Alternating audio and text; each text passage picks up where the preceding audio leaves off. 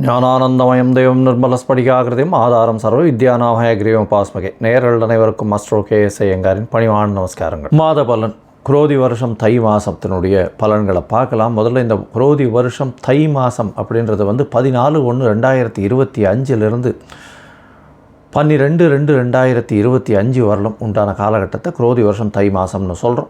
இந்த மாத பலனில் பொதுவாகவே நம்ம சௌரமானம்னு சொல்லக்கூடிய சூரியன் ஒரு ராசியிலிருந்து அடுத்த ராசிக்கு மாறுறதை வச்சு தான் மாதத்தை வச்சு குறிப்பிடுறோம். நம்ம இந்த மாத பலன் முதல்ல இந்த மாதத்தினுடைய கோல்சாரம் என்ன, அதற்கு பிறகு இந்த மாதத்தில் வரக்கூடிய மாற்றங்கள், அதாவது வேகமாக செல்லக்கூடிய மாத கிரகங்களுடைய மாற்றங்கள், அது தவிர இந்த மாதத்தில் வரக்கூடிய விசேஷ நாட்கள் அப்படின்றத பார்க்கலாம். இந்த மாதத்தினுடைய கோல்சாரம் அப்படின்னு பார்த்தாலேயானால் ரிஷபத்தில் குரு வக்கரத்திலையும், கடகத்தில் செவ்வாய் வக்கரத்திலையும், கன்னியில் கேது, தனுசுவில் புதன், மகரத்தில் சூரியன், கும்பத்தில் சனி சுக்கிரன், மீனத்தில் ராகு. இந்த மாதத்தில் பார்த்தாலேயானால் வரக்கூடிய மாற்றங்கள் அப்படின்னு சொல்லக்கூடியது 18ஆம் தேதி 18/1/2025 அன்றைக்கி செவ்வாய் வக்கரகதியில் மிதுனத்துக்கு போகிறார். அதாவது புனர்பூசம் 1ஆம் பாதத்துக்கு போகிறார். அதற்கு பிறகு பார்த்தாலேயானால் 19ஆம் தேதி அன்றைக்கி மகரத்தில் புதன், அதாவது 19ஆம் தேதி மாதம் பிறந்து ஒரு 4-5 நாள்லேயே புதனும் சூரியனோடு சேர்ந்து இருக்கக்கூடிய காலகட்டம். அதற்கு பிறகு இந்த மாதத்தில் 28/1/2025 சுக்கிரன் கும்பத்திலிருந்து மீனத்தில் போய் உச்சமாறார், ராகுவோட சேர்க்கை. அதற்கு பிறகு இந்த மாதத்தில் 5/2/2025 அன்னைக்கு புதன் கும்பத்திற்கு சனியோடு சேர போகிறார். இது இந்த மாதத்தினுடைய கோல்சார மாற்றங்கள், இந்த மாதத்தினுடைய மாத கிரகங்களுடைய மாற்றங்கள். இந்த மாதம் பிறக்கிறது அப்படின்னு பார்த்தோம்னா மகர மாதம், அதாவது 14ஆம் தேதி மதியம் 2:55 தான் மாதம் பிறக்கிறது. அதனால் உத்தராயணம் புண்ணிய காலம் அப்படின்னு ஆரம்பிக்கிறதே உத்தராயணத்துக்கு மகர மாதத்துக்கு சூரியன் போகிறதே மத்தியானம் 2:30 மணிக்கு மேலே தான். அதனால் தை பொங்கல் வைக்கக்கூடிய நேரமும் நான் உங்களுக்கு பார்த்து இன்டிமேட் பண்ணுறேன். சரி, இந்த மாதத்தில் வரக்கூடிய விசேஷ நாட்கள் என்ன அப்படின்னா, இந்த மாதம் பிறந்த உடனே 14ஆம் தேதியே தை பொங்கல் மிகவும் விசேஷம். உழவர்களுக்கெல்லாம் பெரிய ஏற்றத்தை கொடுக்கக்கூடியது உத்தராயண புண்ணிய காலம்னு சொல்கிறோம். அதுக்கப்புறம் 15ஆம் தேதி மாட்டுப்பொங்கல், காணும் பொங்கல்னு சொல்லுவாங்க. ரிலேட்டிவ்ஸ் எல்லாரையும் கூப்பிட்டு வச்சு, அதாவது ரிலேட்டிவ்ஸ்னால் அக்கா தங்கைகள் எல்லாருமே அந்த காலகட்டத்தில் பிடி வச்சு அதன் மூலியமாக ஒரு ஒரு ஒற்றுமை, அதை தவிர ஒரு எல்லாருமே ஒன்றா இருக்கக்கூடிய காலகட்டமாக அமையிறது. இந்த மாதத்தில் பார்த்தோம்னா உத்தராயணம் அப்படின்றதுனால தேவர்களுக்கு பகல் பொழுதாக சொல்லக்கூடியது. அதனால் ஒரு பெரிய ஏற்றமான விஷயம். எல்லா விஷயங்களும் இந்த மாதம் மொத்தமே பார்த்தோம்னா நிறைய முகூர்த்தங்கள் நல்லபடியாகவே இருக்கும். அதாவது பொதுவாகவே தை மாதம்னு சொன்னோன்னா முகூர்த்தங்கள் அதிகமாக இருக்கக்கூடிய காலகட்டம்.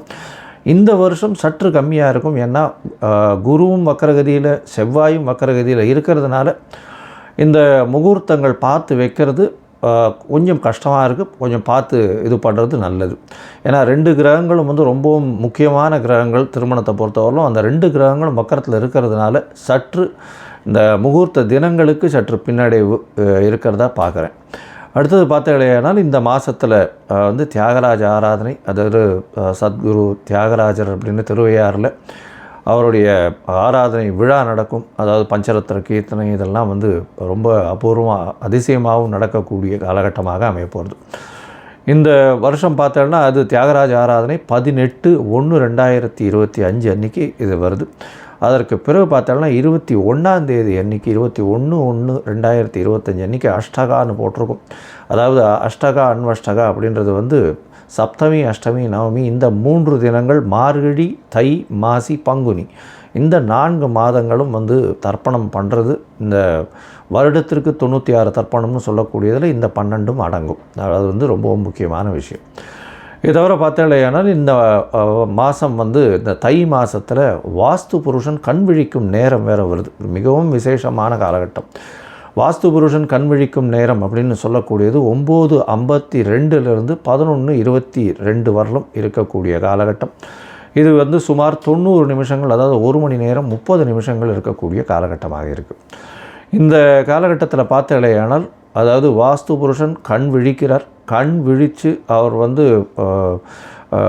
காலை கடன்களை முடிக்கிறார். அதற்கு பிறகு குளிக்கிறார். அதற்கு பிறகு வந்து சாமிக்கு உண்டான பூஜை புனஸ்காரம் செய்கிறார். அதற்கு பிறகு அவர் வந்து சாப்பாடு, அதாவது உண்ணும் அதாவது உணவு அருந்துதல், அதற்கு பிறகு தாம்பூலம் போடுதல், இந்த மாதிரி 5ஆக பிரிச்சிருக்கா.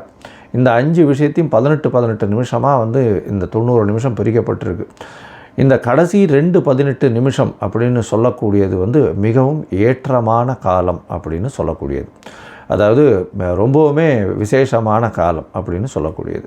ஏன் அப்படின்னா, இந்த கடைசி 18 நிமிஷம், அதாவது 36 நிமிஷம் அப்படின்னு சொல்லக்கூடியது நிச்சயமான வெற்றியை உங்களுக்கு தேடித்தரும். இது எதனுடைய வெற்றியை தேடித்தரும் அப்படின்னா, வாஸ்து புருஷன் கண்விழிக்கும் நாளில் இந்த மனைக்கால் ஊன்றது, அதை தவிர வந்து புதுசாக வந்து ஒரு வீடு கட்டுறது, வீட்டுக்கு உண்டான பத்திரங்கள் பதிவு பண்ணுறது, அதே சமயத்தில் வீட்டுக்கு உண்டான பேச்சுக்களில் வந்து அட்வான்ஸ் கொடுக்கறது, இந்த மாதிரி விஷயங்களும், புதுசாக வீடு கட்டணும்னு லேண்டு பார்த்து வச்சுருக்கீங்கன்னா லேண்டுக்கு வந்து பூஜை போடுறது, மனை பூஜை போடுறது, புதுசாக ப்ராஜெக்ட் எதாக இருந்தாலும் ஆரம்பிக்கிறது, இதெல்லாம் வந்து ஒரு பெரிய ஏற்றத்தை உங்களுக்கு கண்டிப்பாக கொடுக்கும்.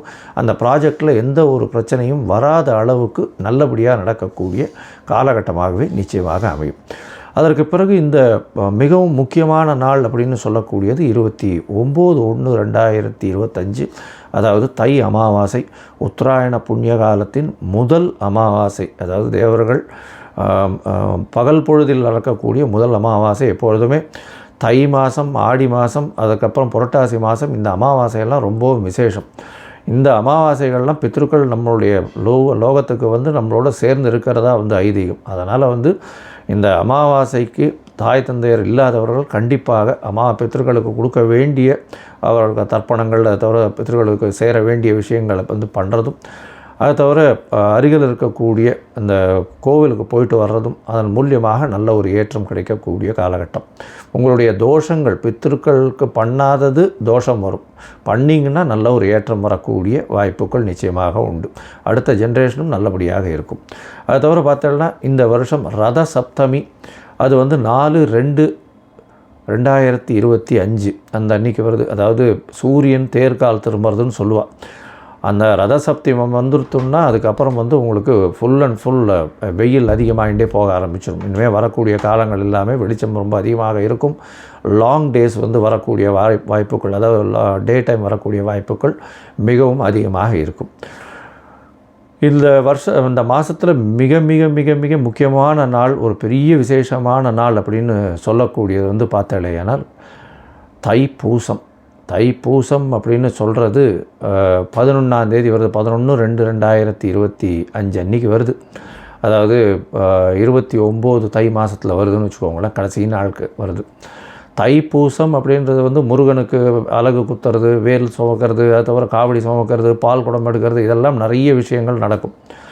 ஆனால் தைப்பூசம்னு ஞாபகம் வந்ததுனாலே அதுக்கு முதல்ல ஞாபகம் வர்றது வள்ளலாரனுடைய ஒரு பெரிய விசேஷம், தனிப்பெரும் ஜோதி, அதாவது அருட்பெரும் ஜோதி தனிப்பெரும் கருணைன்னு சொல்லக்கூடியது.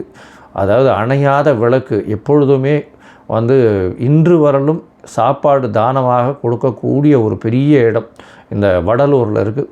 ரொம்ப பெரிய விசேஷம். இன்னி வரலும் அவர் ஏற்றிய விளக்கு இன்னி வரலும் வந்து சாப்பாடு வந்து கொடுத்துட்ருக்காங்க. மிகப்பெரிய, அதாவது தர்மம் செய்யக்கூடிய விஷயமாக அது சொல்லப்படுறது. ஏன்னா சாப்பாடு கொடுக்கறதுன்றது அன்னதானம் இருக்கிறதுலே ரொம்பவும் விசேஷம். அதுவும் வந்து இத்தனை வருடங்களாக கண்டினியூஸாக டெய்லி கொடுத்துட்ருக்காங்கன்னா ரொம்ப பெரிய விஷயம். அது வந்து ஃபாலோ பண்ணுறதும் ரொம்ப கஷ்டம், அதை செய்கிறதும் ரொம்ப கஷ்டம். அதை பண்ணிகிட்ருக்காங்க அப்படின்னும்பொழுது மிகப்பெரிய ஆச்சரியமான விஷயம். அண்ட் கண்டினியூஸாக பண்ணுறதுல ரொம்பவும் சந்தோஷம். அவங்களுக்கு பெரிய, அதாவது கோடி நமஸ்காரங்களை அவங்களுக்கு நிச்சயமாக தெரிவிக்கணும். இப்போது மேஷம் முதல் மீனம் வரை இந்த தை மாதத்தின் பலன்களை பார்ப்போம். அதற்கு முன்னாடி உங்கள் எல்லோருக்கும் என்னுடைய பொங்கல் திருநாள் நல்வாழ்த்துக்கள். அதை தவிர இந்த உத்தராயண புண்ணியகாலம் நல்லபடியாகவே நல்ல மாற்றங்களோடும் ஏற்றங்களோடும் உங்களுக்கு பிறக்கணும்னு நானும் ஆண்டவனை வேண்டிக்கிறேன். உங்கள் எல்லாருக்கும் ஆசீர்வாதங்கள். இந்த மாதத்தில் பார்த்தலையானால் நிறைய முகூர்த்தங்கள் வரணும். ஆனால் இந்த சற்று முகூர்த்தங்கள் கம்மியாக இருக்குது. இளைஞர்கள் கல்யாணத்துக்கு பார்த்து கொண்டிருக்கிறவர்களுக்கு நல்லபடியாக கல்யாணம் வரணும் அப்படின்றத வேண்டிக்கிறோம். சரி, இப்போ மேஷம் முதல் மீனம் வரை உண்டான ராசிகளுக்கு என்னென்ன பலன்கள் அப்படின்றத பார்ப்போம். அதற்கு முன்னாடி என்னுடைய மொபைல் நம்பர் ஸ்க்ராலிங்கில் போயின்னு இருக்கும். உங்களுக்கு ஒருவேளை ஏதாவது அஸ்ட்ராலாஜிக்கல் கன்சல்ட் தேவைப்படுமேயாயின் நீங்கள் எனக்கு ஃபோன் பண்ணுங்க. உங்களுடைய date, time, place of birth, உங்களுடைய அதாவது பெயர், உங்களுடைய தாய் தகப்பனார் பெயர் வரலும் எனக்கு அனுப்புங்க. என்னுடைய கட்டணம் என்னன்னு சொல்கிறேன், அந்த கட்டணத்தை அனுப்புங்க. அதற்கப்புறம் நீங்கள் உங்களுடைய ஜாதகத்தை போட்டுட்டு அதில் சந்தி இருக்கான்றதை பார்த்துட்டு, பொதுவாகவே நான் பார்க்கும்பொழுது அந்த சந்தியிலேயே நிறைய பேர் சந்தியிலேயே ராசி தெரியாமையோ நட்சத்திரம் தெரியாமையோ இருக்கா. ஏன்னா மிருகசீரிஷ நட்சத்திரம் ரிஷபத்திலையும் வரும், மிதுனத்திலையும் வரும். விசாக நட்சத்திரம் பார்த்தீங்கன்னா துலாத்திலையும் வரும், விருச்சிகத்திலையும் வரும். அந்த மாதிரி உடைந்த நட்சத்திரங்கள் 2 ராசியிலையும் வரும். அதனால் எந்த ராசின்னே தெரியாமல் வாட்டுக்கு 40-50 வயசு வரலும் மிருகசீரிஷம்னு ரிஷபராசிக்கு அர்ச்சனை பண்ணிட்டு இருப்பாள். ஆனால் அவள் ரிஷபராசியில் இருப்பாள். அதாவது மிதுன ராசிக்கு அர்ச்சனை பண்ணிட்டு இருப்பாள், ரிஷபராசியில் இருப்பாள். அந்த மாதிரியான நிறைய மாற்றங்கள் இருக்குது. அதனால் இதை தெரிஞ்சுக்கோங்க முதல்ல. அதுக்கப்புறம் உங்களுடைய தசாபுக்தி அந்தரம் சூக்ஷ்மம். ஏன்னா எந்த ராசியோ அதே மாதிரி லக்ன சந்தி இருந்துருத்துனா அந்த லக்னம் சந்தியாக போச்சு ஆனால் நிச்சயமாக அந்த லக்னத்தின் சுபர் வேறையாக மாறிடுவார். அதனால் உங்களுக்கு நல்ல காலம் நல்லா நடந்துட்டுருக்கு, தசை நல்லா நடந்துட்டுருக்கு நீங்கள் நினச்சிட்டு இருப்பீங்க, அந்த தசை நல்லபடியாகவே இருக்காது. அதனால் இன்றைய காலகட்டம் எப்படி இருக்குது, அதை தவிர இன்றைய கோல்சார பிரகாரமும் உங்களுடைய தசாபுக்தி அந்தரம் சூக்ஷ்மம் பிரகாரமும் என்ன ஒரு பலன் இருக்குது அப்படின்றத பார்த்து உங்களுக்கு சொல்கிறேன். இப்போது மேஷம் முதல் மீனம் வரை ஒரு ராசியாக பார்க்கலாம். மீனம், பூரட்டாதி, உத்திரட்டாதி, ரேவதி இந்த 3 நட்சத்திரம் 9 பாதங்களை கொண்ட ராசி. ராசியின் அதிபதினு சொல்லக்கூடியவர் குரு. ராசிக்கு 3ஆம் இடத்துல இருக்கிற வக்ரகதியில். ராசிநாதன் 3ஆம் இடத்தில் வக்ரகதியில் இருந்தாலும் ராசியில் ராகு இருக்கிறதுனால நல்ல ஒரு ஏற்றம். ஏன்னா முயற்சி ஸ்தானம் அப்படின்னு சொல்லக்கூடிய 3ஆம் இடத்தில் குரு இருக்கிறது அந்த அளவு விசேஷம் இல்லை. இருந்தாலும் வக்ரகதியில் இருக்கிறதன் மூலியமாக பார்த்தீங்களேயானால் நல்ல ஒரு ஏற்றம் கிடைக்கக்கூடிய காலகட்டமாக இருக்கும். உங்களுடைய முயற்சிகள் எல்லாமே வெற்றி பெறும். அதை தவிர உங்களுடைய எண்ணங்கள் எல்லாமே ஈடேறக்கூடிய வாய்ப்புகள் நிச்சயமாக உண்டு. உங்களுடைய ராசிக்கு பார்த்தீங்கன்னா 2ஆம் அதிபதியும் 9ஆம் அதிபதியுமான செவ்வாய் 5ஆம் இடத்துல வக்ரகதியில் நீச்சம் பெற்று போயிருக்கிறதுனால ஆட்சி உச்சம் பெறுறதுக்கு சமம்னு சொல்லக்கூடியது. இதனால் பார்த்தீங்களேயானால் பண வரவிற்கு பஞ்சம் இருக்காது. குடும்பத்தில் நல்ல ஒரு ஏற்றம் இருக்கக்கூடிய காலகட்டமாக அமைய போகிறது. ராசிக்கு 5ஆம் இடத்துல இருக்கக்கூடிய செவ்வாய் உங்களுக்கு புதிய பதவி, புகழ், அந்தஸ்து, கௌரவத்தை கொடுக்கக்கூடிய காலகட்டமாக அமைய போகிறது. உங்களுடைய ராசிக்கு சப்தமத்தில் கேத்து இருக்கிறதுனால எதிர்பாலினத்தவரோட கொஞ்சம் ஜாகிரதையாக இருக்கிறது நல்லது. பார்ட்னர்ஷிப் பிஸ்னஸில் கொஞ்சம் பிரச்சனைகள் வரக்கூடிய வாய்ப்புகள் நிச்சயமாக உண்டு. ராசிக்கு 9ஆம் இடத்துல அதாவது 10ஆம் இடத்துல புதன் இருக்கிறது நல்ல விசேஷம். ஏன்னா 4-7 அதிபதி 10ஆம் இடத்துல இருக்கிறதுனால தொழிலில் பெரிய ஏற்றம் இருக்கக்கூடிய காலகட்டம். இருந்தாலும் பார்ட்னர்ஷிப்பில் பிரச்சனைகள் வரக்கூடிய வாய்ப்புகள் நிச்சயமாக இருக்கும். உங்களுடைய ராசிக்கு 11ஆம் இடத்துல சூரியன் இருக்கிறது மூலியமாக கண்டிப்பாக எல்லாவித தோஷங்களும் நீங்கக்கூடிய வாய்ப்பு. 6ஆம் அதிபதி 11ஆம் இடத்துல இருக்கிறதுனால கண்டிப்பாக உங்களுக்கு திடீர் பணவரவு, வேலை செய்யும் இடத்துல ஏற்றம், அதை தவிர வேலை செய்யும் இடத்துல ஒரு இன்க்ரிமெண்ட் வரக்கூடிய வாய்ப்பு, ப்ரமோஷன் வரக்கூடிய வாய்ப்புகள் நிச்சயமாக உண்டு. உங்களுடைய ராசிக்கு பார்த்தோம்னா 12ஆம் இடத்துல சனியும் சுக்கிரனும் இருக்கிறது விசேஷம். சுக்கிரனோடு இருக்கிறது விசேஷம். 3-8 அதிபதி சுக்கிரனோட 12ஆம் இடத்துல இருக்கிறதன் மூலியமாக வெளிநாடு ஷார்ட் ட்ரிப் போகிறதுக்கும், வேலையில் மாற்றங்கள் வர்றதுக்கும், வெளி வேலைகள் போகக்கூடிய இடத்திற்கும், வேலையில் இம்ப்ரூவ்மெண்ட் இன்க்ரீஸ் ஆகக்கூடிய வாய்ப்புகள் நிச்சயமாக இருக்கும். சுப செலவுகள் இந்த மாதத்தில் செய்யக்கூடிய வாய்ப்புகள் நிச்சயமாக உண்டு. பொதுவாகவே மாத கிரகங்கள்னு சொல்லக்கூடிய சூரியன், செவ்வாய், புதன் மற்றும் சுக்கிரன் இந்த 4 கிரகங்களை வச்சு தான் மாதத்தினுடைய பலன்களை பற்றி சொல்லுவோம். இந்த மாத கிரகங்களை பார்த்தேனால் இந்த செவ்வாய் உங்களுடைய ராசிக்கு 5ஆம் இடத்துல இருக்கிறவர் 18/1/2025 அன்றைக்கி 4ஆம் இடத்துக்கு போகிறார். 4ஆம் இடத்துக்கு போகும்போது உங்களுடைய தாயின் உடல்நிலையில் ஏற்றம் இருக்கக்கூடிய காலகட்டமாக இருக்கும். இருந்தாலும் உங்களுடைய சுகங்களில் சற்று பின்னடைவு ஏற்படக்கூடிய வாய்ப்புகள் நிச்சயமாக உண்டு. உங்களுடைய ராசிக்கு பார்த்தேனால் 10ஆம் இடத்தில் இருக்கக்கூடிய புதன் 19/1/2025 அன்றைக்கி உங்களுடைய ராசிக்கு 11ஆம் இடத்துக்கு வரார்.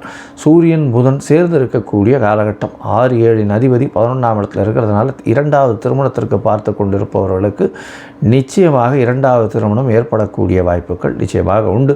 அது தவிர மூத்த சகோதர சகோதரிகள் மூலியமாக நல்ல ஒரு ஏற்றமான செய்தி வரக்கூடிய வாய்ப்பு உண்டு. அரசாங்கம், அரசியல் சம்பந்தமானவர்களுக்கு நல்ல ஒரு ஏற்றம். அரசு கான்ட்ராக்ட் மூலியமாக பணம் வரணும்னு இருந்ததுன்னா அதெல்லாம் இப்போ வரக்கூடிய வாய்ப்புகள் நிச்சயமாக இருக்கும். உங்களுடைய ராசிக்கு 12ஆம் இடத்துல இருக்கக்கூடிய சுக்கிரன் உங்களுடைய ராசியில் உச்சம் பெற்று போகிறார்.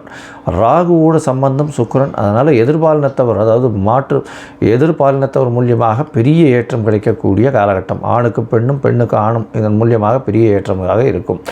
அது தவிர பார்த்தீங்கன்னா உங்களுடைய ராசிநாதனும் 3ஆம் அதிபதியும் பரிவர்த்தனை யோகம் இருக்கிறதுனால இளைய சகோதரர்கள் மூலியமாக நல்ல ஒரு வெற்றி செய்தி வரக்கூடிய வாய்ப்பும், இவ்வளவு நாள் லிட்டிகேஷன் ஏதாவது இருந்தது ஆனால் சகோதரர்களுக்குள்ளே அந்த லிட்டிகேஷன் எல்லாம் போகக்கூடிய வாய்ப்புகளும் இந்த காலகட்டத்தில் உண்டு.